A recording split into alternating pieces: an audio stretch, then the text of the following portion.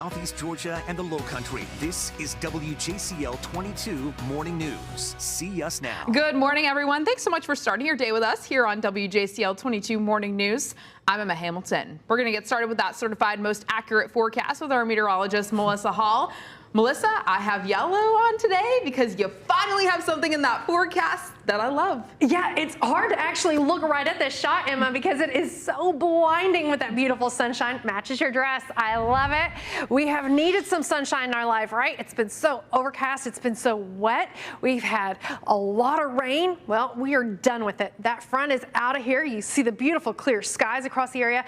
Notice a little bit of a wind down there in the distance. Well, that little bit of a wind, it's going to have a bearing on things, and you can see we're already waking up cooler across the area. So what does it feel like outside? If you haven't been out yet, bundle up. These are actual temperatures. We hit below freezing in Reidsville. Right now you see it's a little bit above it, but everybody feeling the cool this morning. And that wind, when you go ahead and factor it in, it feels like it's 29 in Statesboro, 29 in Metter.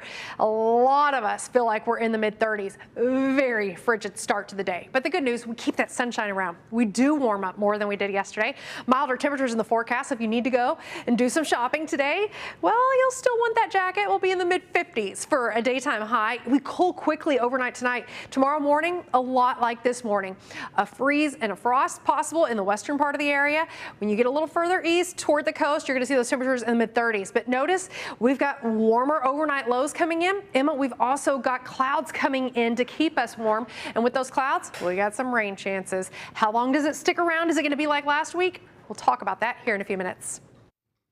We're staying on top of some breaking news this morning. One person is in the hospital after a knife attack in downtown Savannah. Savannah police say it happened around 2 a.m. this morning near Ellis Square. They say the victim was attacked outside of the Barrel House bar, but officers were nearby and managed to not only help them, but arrest the suspect as well. The victim's condition is unknown at this time.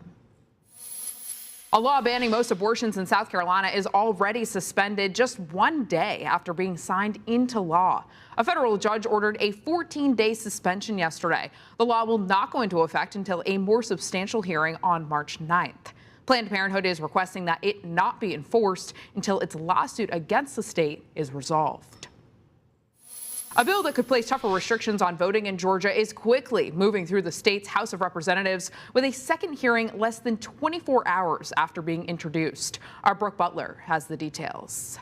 This is House Bill 531. You can see it's a hefty piece of legislation. This is actually 48 pages long, and the text of this bill actually wasn't made available to the public until about an hour before its first hearing. That's something that has some people upset.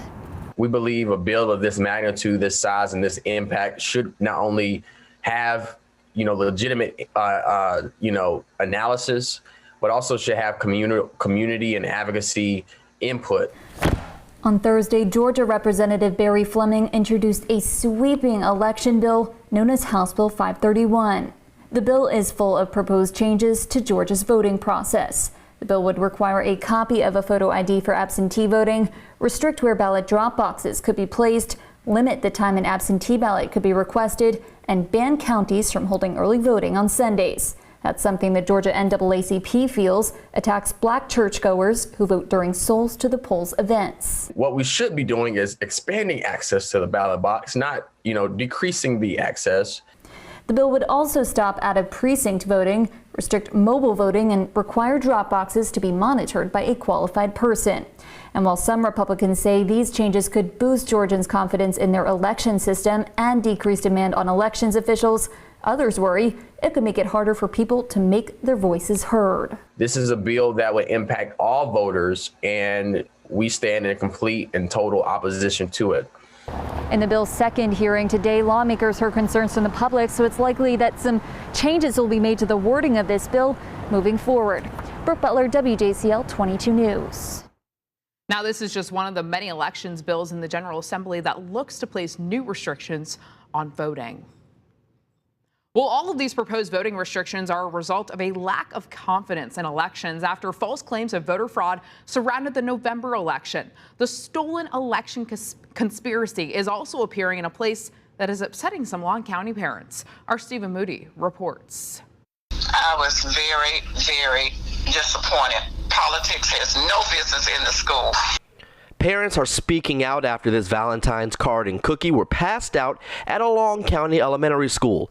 It's a picture of former President Trump and says, "You stole my heart like they stole the election." We just were more so bothered the way that it came to the school. Patricia Austin is one of the parents asking for accountability and answers to how it got there. Long County school officials confirmed a Valentine was passed out but denied our request for an on-camera interview Friday. Instead, they told us in a statement. One student gave the items to their classroom peers. The teacher in question gave out Valentines to her students. They were a box of crayons. The investigation is wrapping up. Once they've concluded their investigation, there's really nothing else to do. Again, the information was passed on to the Georgia Professional Standards Committee. They tend to do their own investigation, and they may dig a little bit deeper than the local school system. And that was our Stephen Moody reporting for us this morning. Officials are not releasing information about the school where this happened right now. We have reached out to the state officials but have not heard back.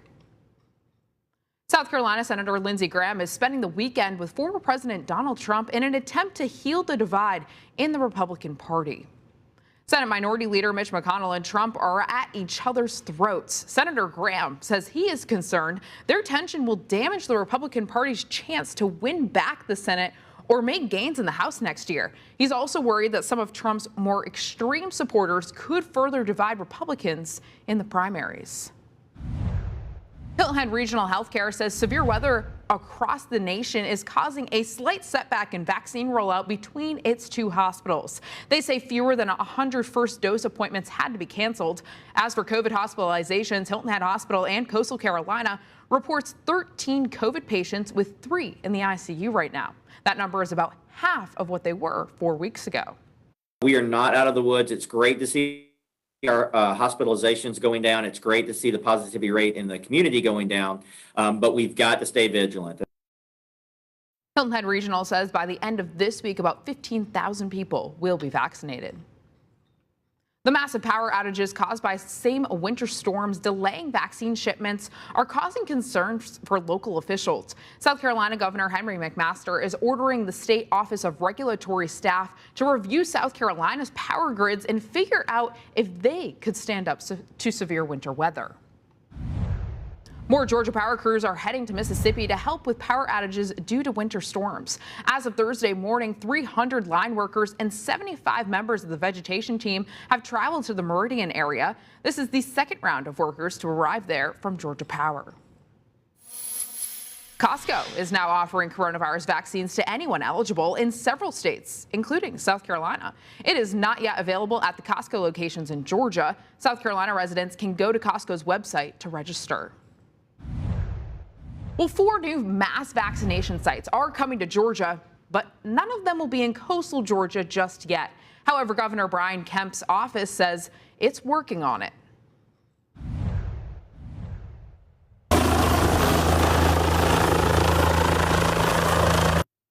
You can see here the first shipment of the vaccine for the sites arrived by helicopter in Albany yesterday.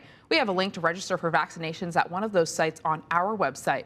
The governor's office says it has an idea of some locations it could eventually partner with in coastal Georgia. The governor's office says coastal Georgia couldn't be a part of the first round of sites because it was impossible to have a site close to every region of the state with only 4 sites opening. Well, let's take a look at the latest number of coronavirus cases in our area. The Georgia Department of Public Health reports more than 800,000 cases of COVID-19 across the state since the start of the pandemic. More than 14,500 people have died. The South Carolina Department of Health and Environmental Control says the state has seen more than 432,000 cases of COVID-19. More than 7,300 people have died there. Feed the Borough is holding a food distribution event this morning at Statesboro High School for Bullitt County families. It runs from 8:30 to 11 a.m. this morning or until all the food is gone. Feed the Borough says it has enough food to feed around 1,000 families. This is a drive-through event, so make sure that your trunk is clear before you get there. Kroger is warning customers of a data breach in its Little Clinic pharmacy service. It includes personal health and insurance information used at the pharmacy. Kroger says there was unauthorized access to the software it uses. No credit or debit card data has been stolen, but there is the potential risk of identity theft. Right now, Kroger says it's in the process of reaching out to affected customers and will provide free credit monitoring to anyone affected. Time right now is 8:10 on this Saturday morning, and coming up, another harmful impact of the pandemic. A troubling trend during the pandemic. I'm Aixa Diaz in Washington with the rise in hate crimes against Asian Americans.